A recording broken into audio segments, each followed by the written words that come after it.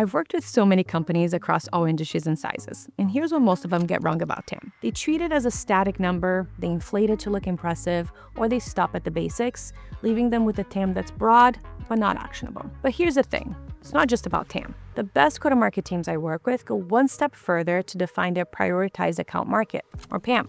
In other words, of all of the companies that fit into your ICP and fall into your TAM, which are you going to focus on first? In this video, I'm going to share with you a proven approach to build on your ICP, refine your TAM, and prioritize the accounts with it. Think of it this way. Your ICP tells you who you should be targeting, and your TAM helps you size the universe of potential buyers that fit that definition. That's what takes TAM from a theoretical number to an actionable strategy. Let's get into it. To explain why thinking about your TAM really matters, let me tell you a story about Airbnb. When Airbnb first started pitching investors back in 2008, most VCs passed. Why? They thought their total addressable market was way too small, basically just people renting out couches or spare rooms. On paper, that TAM didn't look like it could ever support a global company. But then the founders reframed it. They realized their real TAM wasn't just couch surfing. It was the entire travel and hospitality market. Hotels, vacation rentals, even business travel.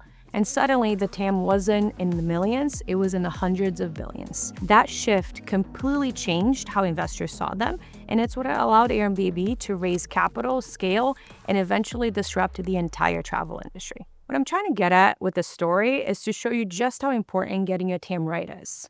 And even huge companies like Airbnb have gotten it wrong. Once you have your market research down, sizing your TAM is foundational for your territory design, your resource allocation, and ultimately your go-to-market prioritization. I've seen it in my work. I've worked with companies that claimed their TAM was massive, hundreds of thousands of companies.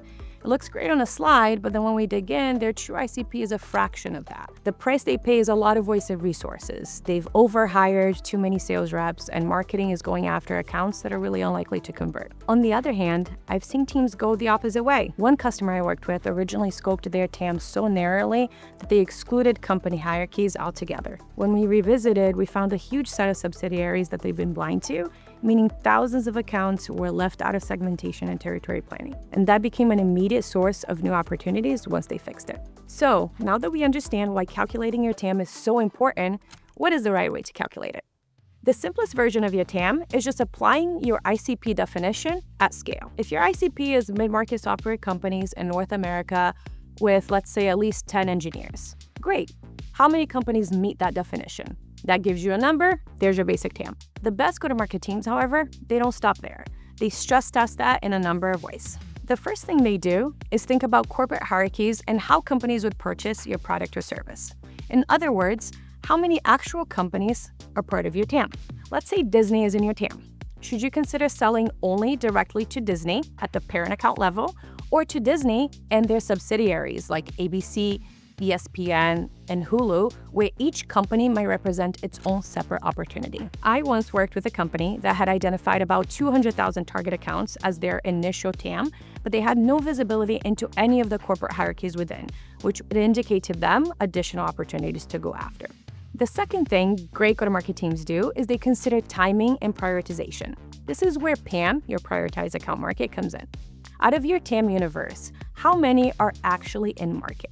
This is where you layer in computed attributes, intent, and strategic goals to sharpen your focus. Here at ZoomInfo, for example, we use a combination of first and third-party signals to build a prioritized view of the market so our sales and marketing teams know exactly what accounts within our TAM to target. Another example is really honing your PAM with signals. I've worked with a company that added hiring velocity to their TAM, and overnight they realized that half of their supposed market wasn't in a growth phase, which meant they weren't real buyers for them, and that single insight reshaped that quarter's pipeline strategy.